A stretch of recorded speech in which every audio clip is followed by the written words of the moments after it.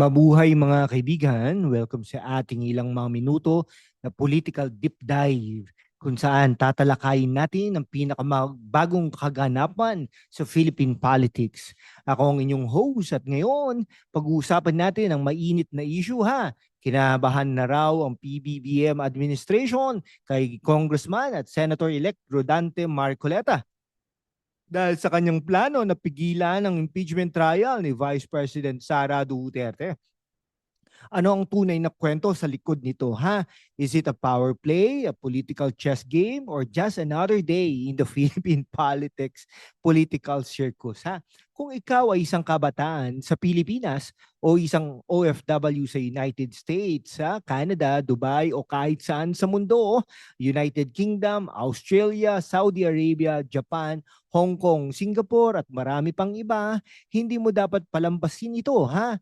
This is your chance to stay updated, informed, and entertained. So i-hit na ang subscribe button, i-like, i-share sa mga kaibigan mo sa Metro Manila, Davao City, Cebu o kahit sa Riyadh at Toronto. At mag-super thanks ha, please, para suportahan ang content na tulad nito.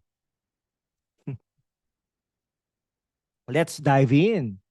Okay, ngayon, let's set the stage. Noong February 2025, impeach ng House of Representatives si VP Sara Duterte sa mga akusasyon ng misuse of confidential funds, betrayal of public trust, at brace yourselves, ha?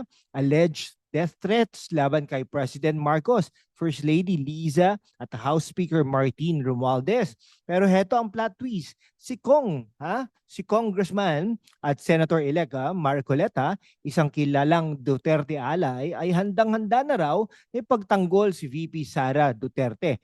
At ayon sa balita, kinabahan na ang Malacanang. Pero teka, bakit nga ba? Is this genuine defense? Is this a genuine defense of justice? Or is there more to the story? Let's unpack this with a mix of facts, analysis, humor, and a little bit of chismis para sa ating mga kababayan sa Los Angeles, Dubai, at Sydney. Pero bago tayo magsimula, i-pause mo muna yan. I-like ang video at i-comment. Sino ang team mo? Team Sara o Team PBBM? Let's make this interactive, mga kaibigan. Okay, let's start with the basics Noong February 2025, nag-viral ang balita. Impeach si Vice President Sara Duterte ng House of Representatives with over 200 signatures from lawmakers. That's a historic move. Ang mga paratang misuse of 612.5 million worth of confidential funds mula sa Office of the Vice President at DepEd. Betrayal of public trust. At ang pinaka-controversial, alleged death threats against PBBM and his family. Pero teka lang po let's be real. Ang impeachment sa Pilipinas ay hindi lang tungkol sa batas. Ito ay political chatro din Ang tanong, is this a legitimate case or is it a demolition job against the Duterte dynasty? Let's look at both sides para fair tayo, mga kaibigan, sa Quezon City, San Francisco at Doha, Qatar. Ang mga pro-Marcos lawmakers ay nagsasabi na solid ang ebidensya. Halimbawa, yung 612.5 million pesos na confidential funds. Sinasabi nila na hindi maayos ang accounting nito at may mga allegations pa ng graft and corruption. Plus, yung alleged death threat. Grabe parang plot ng teleserye. Si VP Sara raw ay nagbanta sa buhay ni PBBM ng First Lady at ni Speaker Martin Romualdez. Kung totoo ito, that's a serious offense. Pero heto ang sabi ng kampo ni VP Sara This is political persecution. Si Sara mismo sa isang statement, sinabi na she's ready for the trial. At tinawag pa niyang crucifixion ang proseso. Dramatic, right? Pero seryoso, ang mga Duterte supporters kasama na si Congressman Marcoleta, Senator-elect Marcoleta, ay nagsasabi na ang impeachment ay bahagi ng systematic demolition job laban sa mga Duterte family. Lalo na't nung inaresto si former President Rodrigo Roa Duterte at dinala sa ICC noong March 2025. So, speaking of drama parang sine ito, no? Marcos versus Duterte, round 2. Kung may popcorn ka dyan sa Dubai o Toronto, kainin mo na habang nanonood tayo ng political showdown na ito. Pero seryoso, I-share mo ito sa mga kaibigan mo sa Makati, Cebu o kahit sa Abu Dhabi para updated sila. Kung natututo ka sa content na ito, i-hit ang subscribe button at mag-super thanks para may pagpatuloy natin ang ganitong klaseng deep dive para sa mga OFW sa Japan, Saudi Arabia at Australia. This is your chance to stay connected sa politika ng Pilipinas. Ngayon, let's talk about Congressman at Senator-elect Rodante Marcoleta. Siya ang isa sa mga hinintay natin sa impeachment trial na ito. Noong December 2024, nag-viral ang statement niya, subukan nyo na i-impeach ang Vice President. Grabe parang linya ng action movie. Pero sino nga ba si Marcoleta at bakit siya ang tinutukoy na kinakabahan ang PBBM admin? Si Marcoleta ay kilalang Duterte loyalist. Siya ay miyembro ng PDP Laban, ang partido ni dating Pangulong Rodrigo Roa Duterte at isa sa mga nanguna sa pagkampanya para sa mga Duterte back candidates sa 2025 midterm elections. Ang sabi ng mga sources, handa siyang maging bahagi ng defense team ni VP Sara at ang kanyang presence ay nagbibigay ng lakas sa kampo ng mga Duterte. Pero bakit kinabahan ang Malacanang? Simple lang, Marcoleta is a political heavyweight. Siya yung tipong hindi natatakot magsalita at may track record siya na paglaban sa mga isyong kontrobersyal. Plus, ang midterm elections noong May 2025, malakas ang showing ng mga Duterte alay sa Senate. Nanalo ang 4 na kandidato na sinusuportahan ni Sara. This means mas mahirap na kumbinsihin ang Senate na i-convict si VP Sara.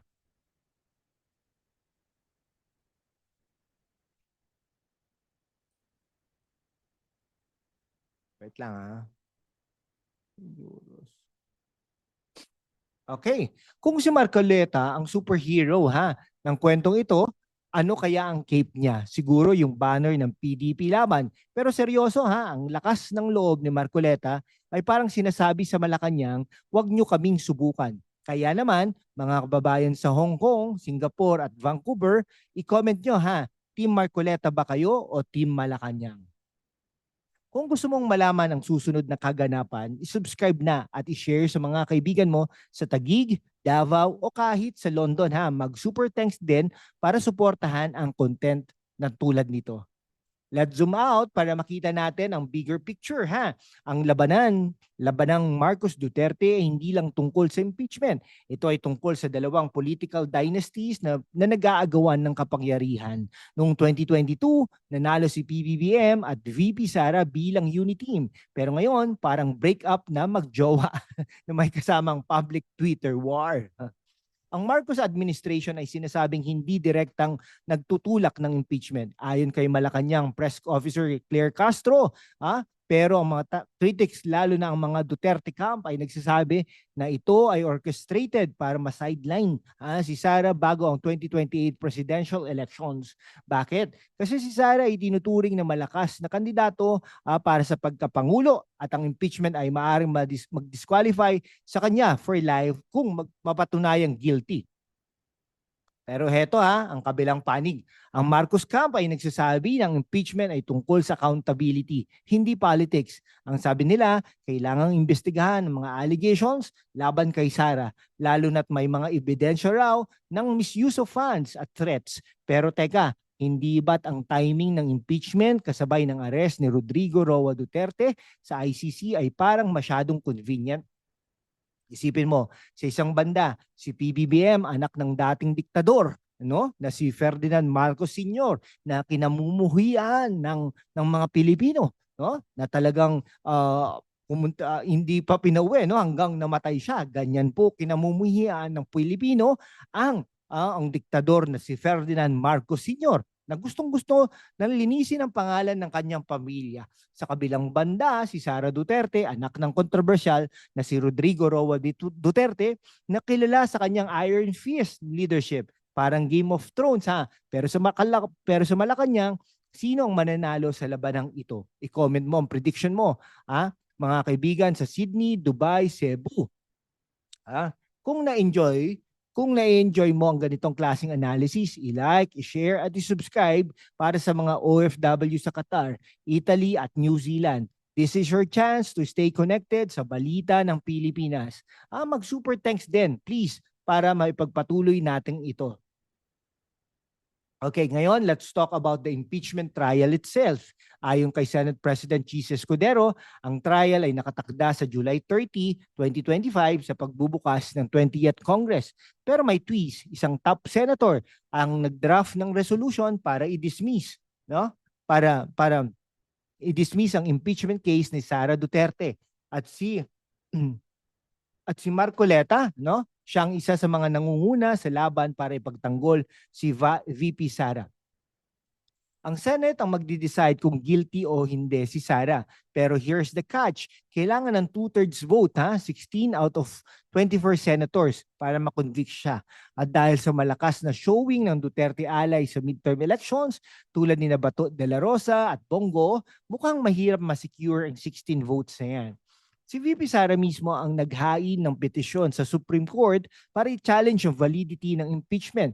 Ang sabi niya, it's a political witch hunt. At si Marcoleta, siya ang parang abogado na handang ipaglaban ng kaso hanggang dulo. No? Pero teka lang, paano kung matuloy ang trial? Ano ang epekto nito sa 2028 elections? Kung matuloy ang trial, parang courtroom drama ito na mas exciting pa kaysa sa Netflix. Si Marcoleta ang abogado, si Sara ang bida at ang Senate, sila ang jury na magdi-decide kung sino ang mananalo sa political Oscars na ito. Kaya naman, mga kababayan sa Toronto, Jeddah at Makati, i-share nyo ito para updated ang lahat. Kung gusto mong malaman ang susunod na kaganapan, i-subscribe na at mag-comment, Team Sara o Team Marcos. Mag-super thanks din please, no, para suportahan ang content na tulad nito. So ano ang susunod? Ang laban ng Marcos Duterte ay hindi lang local issue, ito ay may global implications. Halimbawa, ang arrest ni Rodrigo Roa Duterte sa ICC ay nagdulot ng tensyon sa foreign policy ni PBBM, lalo na't sinasabi ni Duterte ng Duterte camp na labag ito sa soberenya ng Pilipinas. At si Sara, siya ang possible frontrunner sa 2028, kaya ang impeachment ay maaaring magbago ng political landscape. Okay. Sa international stage naman, ang Marcos administration ay mas pro-US habang ang Duterte camp ay dating pro-China. Kung manalo ang Duterte alay sa impeachment, possible na magbago ang foreign policy direction ng Pilipinas. At si Marcoleta, siya ay isang key player na maaaring magbigay ng lakas sa Duterte camp. Okay, pero let's not forget, ang mga Pilipino, lalo na ang kabataan at OFWs, ang tunay na magdi-decide ng kinabukasan ng bansa. Kaya naman mga kaibigan sa Los Angeles, Dubai at Singapore, maging aware at involved. Your voice matters kahit nasa ibang bansa ka. Kung natututo ka sa content na ito, i-like, i-share at subscribe para sa mga OFW sa Hong Kong, Australia at Canada. Mag-super thanks na rin please para maipagpatuloy natin ang ganitong klaseng content. Ayan mga kaibigan, ang buong kwento ng Marcos Duterte drama with a special spotlight on Congressman Marcoleta and VP Sara. Ano ang take mo? Is this a fight for justice or a political vendetta? I-comment mo below at i-share sa mga kaibigan mo sa Davao, Quezon City o kahit sa Abu Dhabi at Toronto. Let's recap mga kaibigan ko. Si VP Sara ay nahaharap sa impeachment trial, pero si Marcoleta at ang Duterte alay sa handang-handa na ipaglaban siya. Ang PBBM admin, sinasabi nilang it's about accountability, pero marami nagsasabi na it's a power play. Ang tanong, sino ang mananalo sa labanang ito? At paano ito magbabago sa future ng Pilipinas? Para sa mga kabataan at OFWs sa United States, Canada, Australia, United Kingdom, Italy, UAE, Hong Kong, Japan, Saudi Arabia, Singapore at marami pang iba. Salamat sa panonood. I-hit ang subscribe button please, i-like at i-share at mag-super thanks na rin please para suportahan ang content na tulad nito. Let's keep the conversation going. Comment down below. Team Sara, Team Marcos o Team Marcoleta. See you in the next video mga kaibigan. Mabuhay ang Pilipinas!